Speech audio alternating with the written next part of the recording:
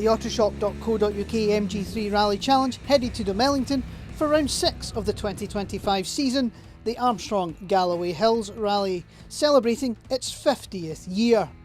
7 crews lined up to tackle the 6 stages, headed up by 2 of the main challenge protagonists, Robbie Wood and Ryan Walker. I would just go out and just take every stage as it comes and just see what we can do, but hopefully have a good clean day, so that's the plan. Today's a big one, so we need to go max attack right from the get-go and see what we can do, but I think we need to try and win this one to try and get joint with Robbie, so we need to flit out from the start and see what we can do.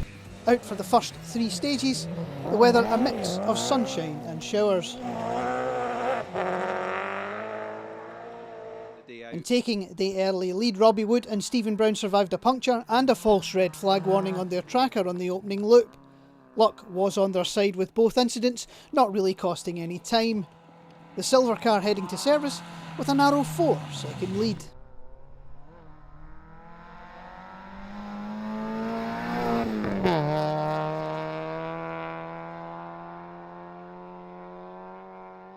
Ryan Walker and Paul Gribben also suffered a puncture on the opening loop, again without losing too much time.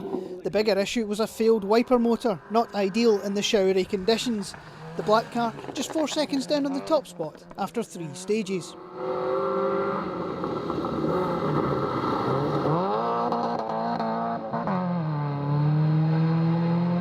Such was the pace at the top that they were almost a minute clear of third. Mark Constantine and Anthony Coates hadn't been in the car since round 3 and were understandably rusty. Third after 3 stages, a very good start considering.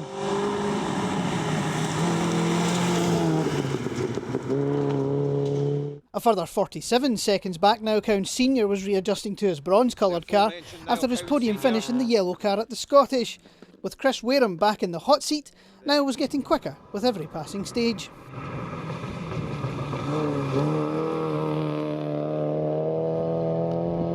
As part of the event's 50th year celebrations, Alan McMorran was running with number 1 on the side in recognition of him taking part in the very first hills all those years ago. Having not been out in a few years, Alan and co-driver Helen Hall were going for a steady but clean run, lying 5th in the challenge after 3 stages.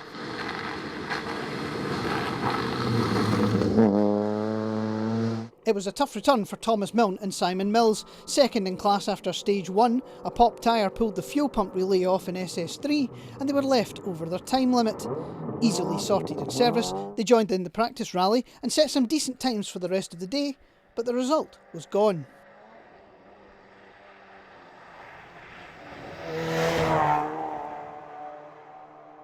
And another crew with a tale of woe, Lachlan Hunter and Richard Simmons, managed a solid run through stage 1 before a broken drive shaft in the following road section would force them out. Lachlan in with a shout for the unluckiest driver award in 2025. Commitment. Just got a little bit wide onto the loose gravel. That's Lachlan Hunter, who's another graduate of the Junior 1000s.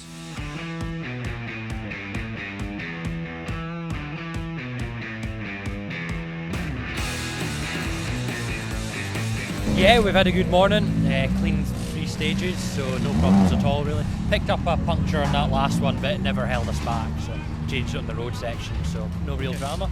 So for the first 3 stages we've had no window wipers and it's been pouring down, so that wasn't ideal. Then halfway through stage 1 we got a puncture, but we kept on going and only lost 2 seconds.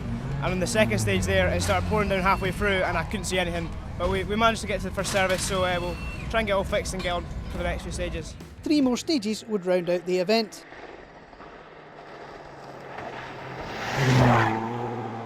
McMorran and Hall kept things clean all afternoon, grabbing a very solid 5th in the challenge on their return to rallying. 𝗂𝗁𝒁𝗔𝗂𝗇 and Wareham's consistent season continued, 4th this time out.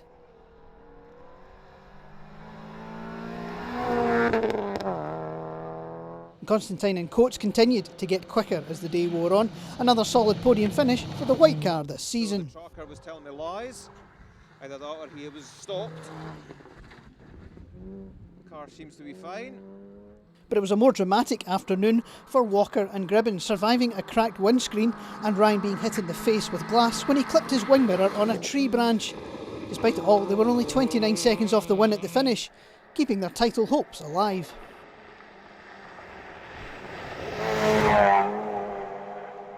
In contrast, Wood and Brown had no dramas to report on the final loop. The silver car 29 seconds up at the finish, setting up a title showdown with Walker on the final round.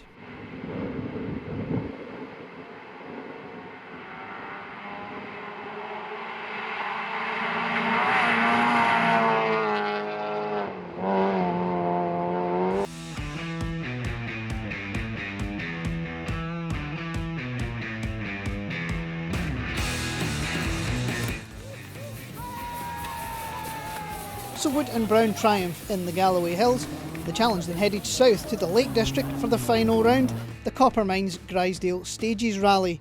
Both titles were still up for grabs, Wood versus Walker for the drivers, with Gribbin, Brown and Coates in contention for the navigators. We're just doing our own thing and it'll be what it'll be, I think. We can. Not thinking too much about that at the moment, just flat out from the get-go and see what we could do, try and do our own thing, not look at the results, and we'll try our best, that's all we could do. So there was more rain for the crews to deal with as they headed out for the first loop.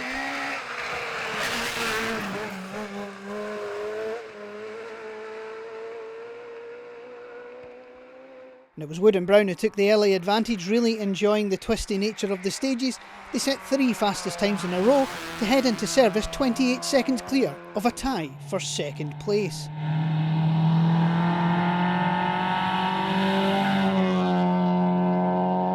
And that tie included Walker and Gribbin. They echoed Wood's sentiments, really enjoying the twisty stages. They were treating the first loop as a bit of a high-speed recce. Ryan always quicker on the second runs thanks to his Junior 1000 background.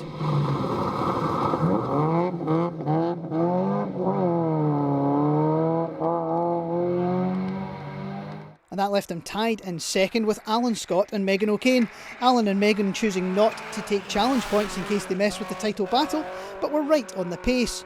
A small scare with fuel and a brief stop in 3 were minor issues, and they were enjoying swapping times with the black car.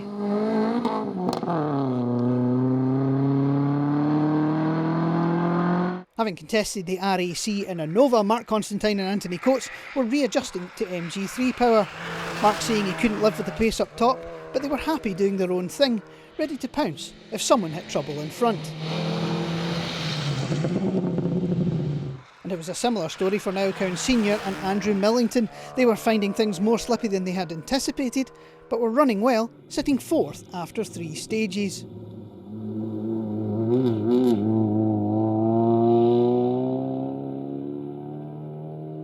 Unfortunately, we had already lost a returning Flame Auricola and Karen Tate Logan, the yellow car not making it out of SS1 after a broken front suspension.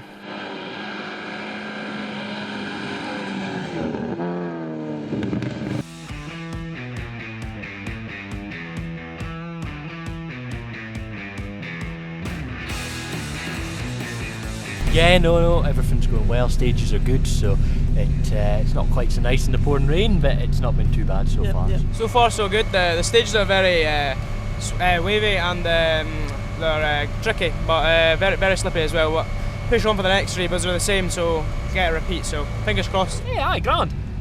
We're just bottling it through and getting used to it. Had a wee bit of scare when I think the tit that had refueled it before the start never put in enough fuel. So we had a wee bit of scare after stage 2. The fuel light came on and it started flashing that there was nothing left. So I do get a wee bit of canny through 3. Had a momentary stop in 3 as well. But yeah, now we're alright. So it's fueled up now and we're ready to go. So fingers crossed it'll be alright. Yeah, alright. We're just doing our own thing. The boys in front are a lot quicker than us. So we knew that before today. Anthony was in a chance of winning the championship if I think young Robbie chucks it off and doesn't finish. And I think as long as I keep ahead of Niall Senior, I think I've come 3rd in the championship. So it was just damage limitation, just see if we can get round. Have a bit of fun, because that's what it's all about. And they are cracking stages, I knew there would be, so yeah. 3 stages were left to run, and there was still drama to come.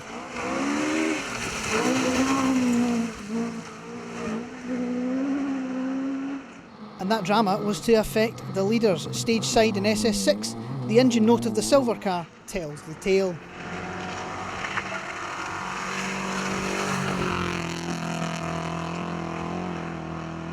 Sadly, it wouldn't last to the end of the day. That meant Robbie would take 2nd in the drivers' title race and Stephen 3rd in the co-drivers after a really strong season.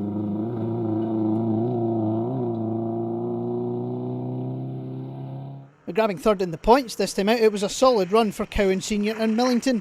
Niall saying the second loop was even more slippy and that he was really amazed by the pace of the young chargers at the front, doing enough to take fourth in this year's challenge standings. I'd like to see more youngsters coming in. I mean, Robbie and Ryan, they've been flying. You know, really. If we could get another 3 or 4 young boys, you know, the pace that these boys are going in, and what is an underpowered car, that is impressive. It wasn't a comfortable afternoon for Constantine and Coates, a fuel leak causing a bit of concern. Thankfully they nursed it to the end to second in the points, and that was enough for Anthony to take a second MG3 Challenge co-driver's title after another very strong year.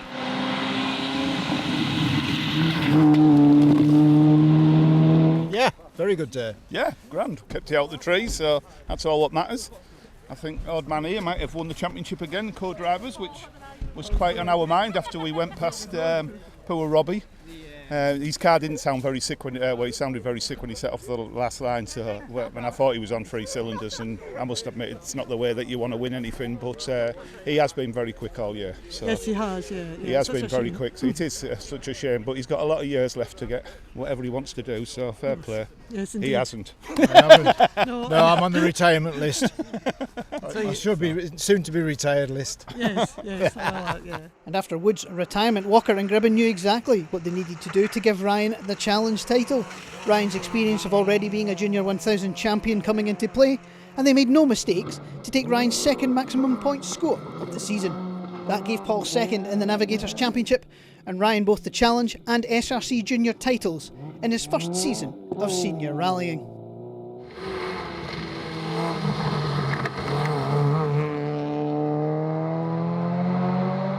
It's been a great season. It's been close battles all through the year, and it's came down to the last round.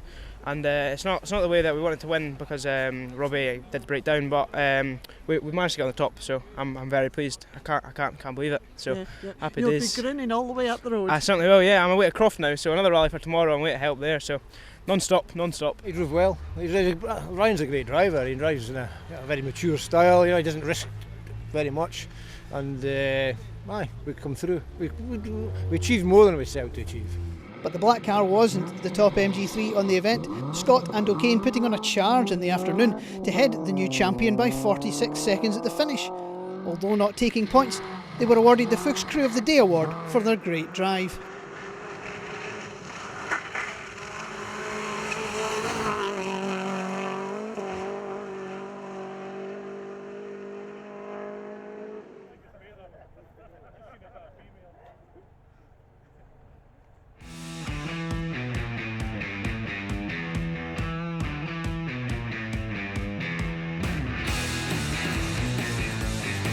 So Walker and Coates are the 2025 Autoshop.co.uk MG3 Challenge champions. It's been another very close season in the MG3s. Hopefully we see more of the same in 2026.